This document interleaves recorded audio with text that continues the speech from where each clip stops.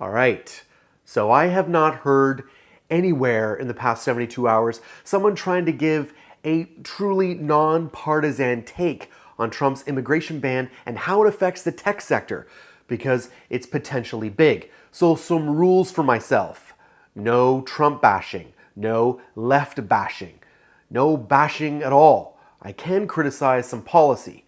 So with that being said, here we go.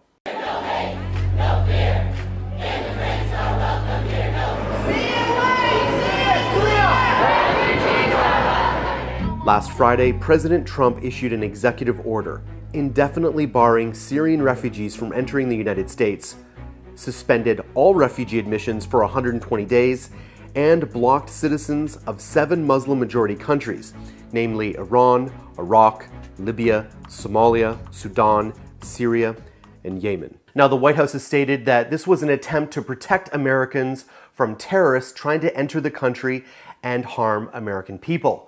But this does raise the question as to why there wasn't a similar ban from countries like Saudi Arabia and Egypt, the countries where terrorists have come from in the past. Almost all the terrorists from 9/11 came from those two countries.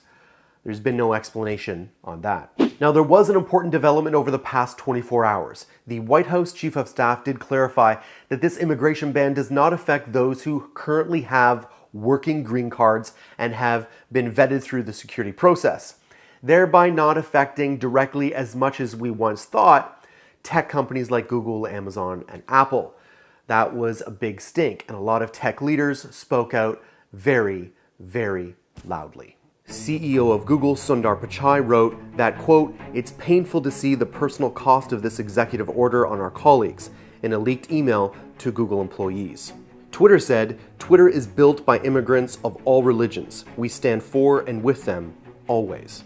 Airbnb, Uber, Lyft, Facebook, Google, Apple, Amazon, and a host of others have said that they oppose the ban and have expressed concerns about the implications of the order. Tim Cook, CEO of Apple, went so far as to say that Apple would not exist without immigration. Okay, so although this executive order doesn't directly affect those with working green cards right now, as it was previously thought, it is worrying tech recruiters. I spoke with a veteran recruiter today who tries to place candidates in the US all day long. She said she has been told by her CEO not to try and place any candidates who aren't already in the US.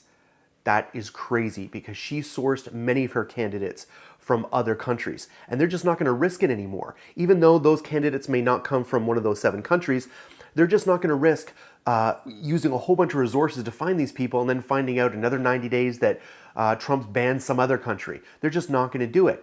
And that's crazy. That's going to affect so many qualified candidates who could have a positive impact on the US economy.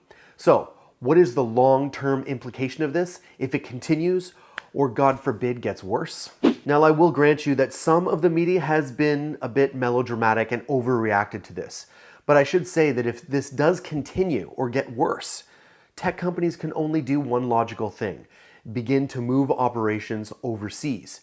If they can't immigrate the talent, they're going to have to go elsewhere to get it, because the US does not have enough tech talent to meet the demand.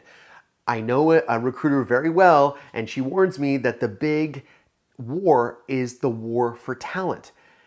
And that's not good news for the US. You see, the number one problem to even talking about this is that things have gotten so out of hand that when I share my opinion, someone's going to pigeonhole me as a stupid libtard or a racist redneck. One of the two.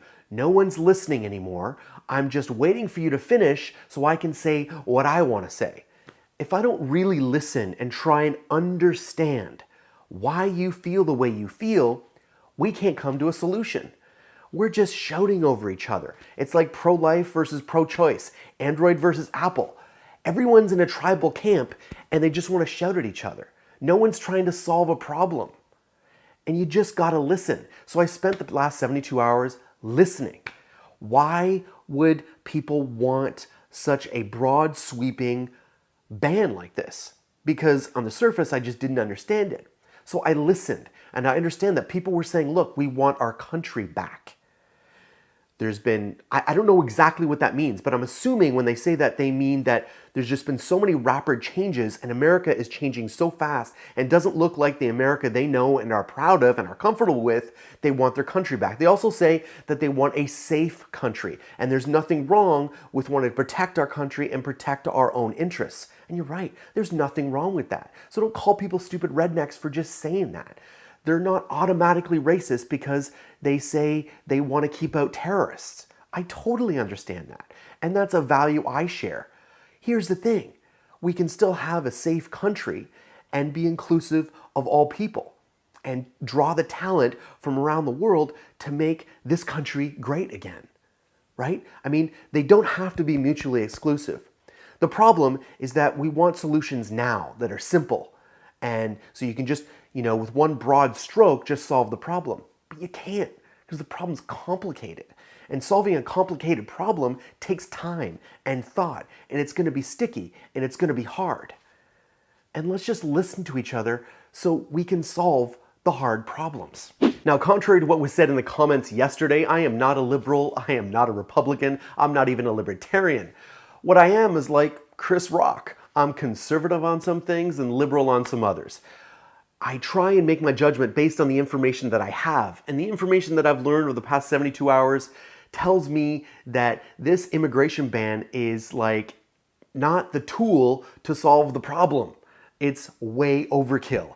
It's sort of like a man in his house trying to dispatch a killer wasp with a sledgehammer. And at the end of the day, the man is wondering why his house is almost destroyed. America, don't be the man with the sledgehammer trying to kill a wasp.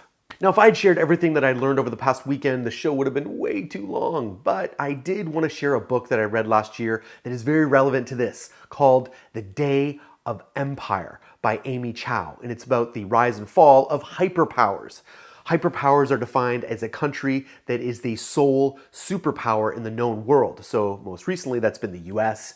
But in the past, it's been ancient Egypt, ancient Rome, the Mongol Empire, the Ottoman Empire. These were countries that were so dominant that they just did not have an equal in the known world at the time. And one thing that they all had in common, fascinating. Do you know what it is? They all were inclusive. Now, I know what you're thinking. You're thinking, Jayce, the Mongol Empire wasn't inclusive. They steamrolled over all their opponents. That's true. But one smart thing they all did was they took the human resources from those conquered domains and integrated them into their armies, into their administrations, and into their governments. All of them. That's the one common characteristic of all those hyperpowers. And when they fell because they then lost that inclusivity.